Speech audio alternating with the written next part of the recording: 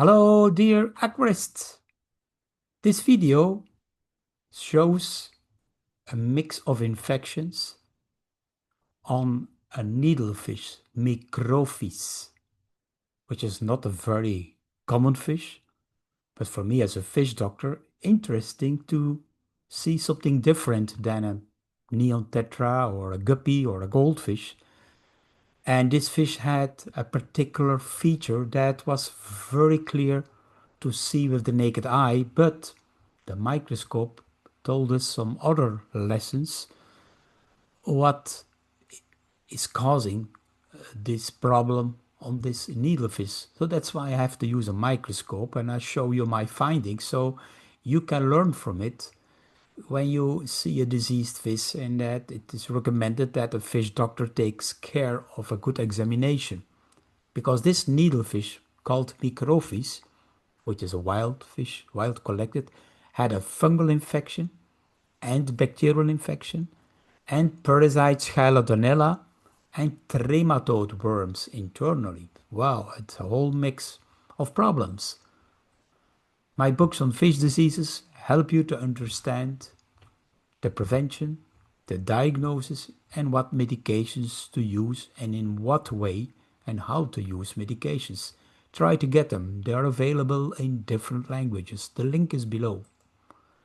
And here we see the fungus, which is well, everybody knows this cotton growth on the mouth, the damaged mouth of this Microphis. And here we have a picture of it. You see the large amount of fungus on the mouth, the damaged mouth of this Microphis. Here we can see some reddish part, that because there was a lesion. And I think this was due to transport, the needlefish transported from the wild through the exporter, through the importer. Easy to damage the needle nose in the transport bag. And then fungus, saprolegnia or else can appear. And that is what we found, the fungus infection. Well, we took a scraping or a part of that fungus look like. At the same time, we also found parasites Chilodonella, all those tiny little bugs eating on debris, on necrotic tissue, also seems to be eating on the fungus. I have several nice videos about it because Chilodonella can become a nasty parasite in this quantity. The problem is with Chilodonella is a ciliated protozoan parasite.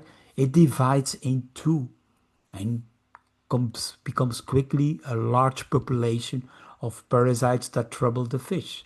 And here we see the massive amount on the necrotic tissue of the fish. And of course, this is having an impact on the health of the fish. Not only the fungus, but also the Chilodonella.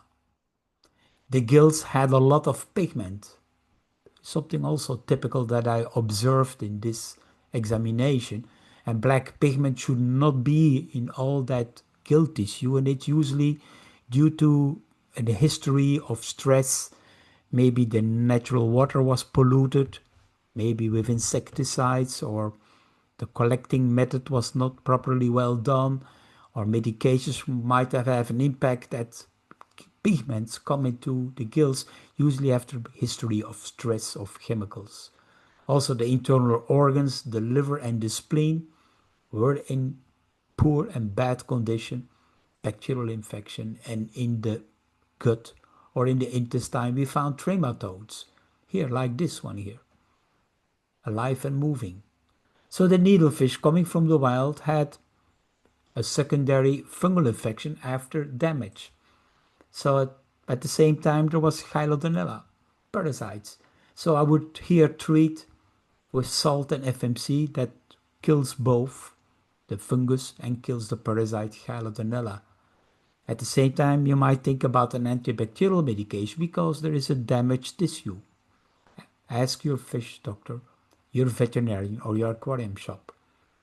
Later on, you might think about using an anti-worm treatment such as fenbendazole or niclosamide. See my books.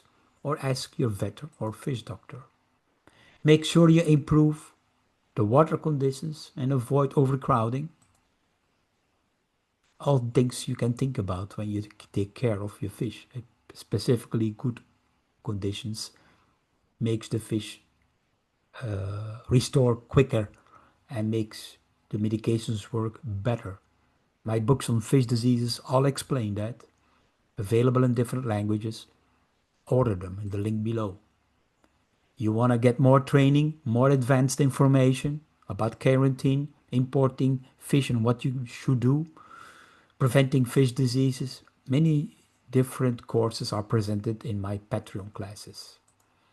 So I hope this video helped you to understand this fungus growth on a fish, but that fungus comes from somewhere secondary after damage, bacterial infection, and at the same time maybe parasites.